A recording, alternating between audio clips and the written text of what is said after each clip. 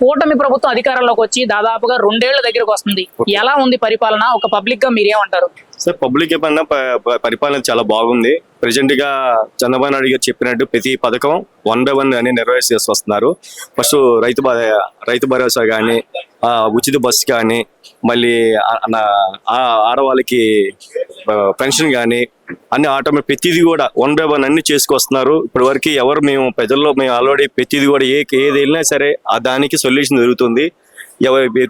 మాకు ప్రాబ్లం ఉందని చెప్పినా సరే వెంటనే రిప్లెట్ అధికారులు కూడా వెంటనే పనిచేస్తున్నారు. అంతా కూటమి గవర్నమెంట్ కారణంగా జరుగుతుందని మేము చెప్తున్నా సార్. ముఖ్యంగా రాష్ట్ర వ్యాప్తంగా రోడ్లు ఎలా ఉన్నాయి? గత ప్రభుత్వంలో రోడ్లే సార్ అంతకుముందు మేము గుంటూరులో నేను జర్నీ డైలీ వెళ్ళేవారు, అప్పటి నుంచి చేసానండి.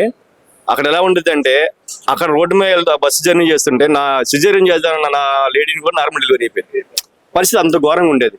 ఇప్పుడు అసలు చక్కగా హైవే ఎలా ఉందంటే పడుకున్న మంచంలో పరిపులో అంత నీట్ గా వెళ్ళిపోతుంది. చాలా నీట్ గా సంచక్క రోడ్లు చాలా బాగున్నాయి. ప్రజెంట్ మేము ఫేస్ చేశాం కాబట్టి చెప్తున్నానండి.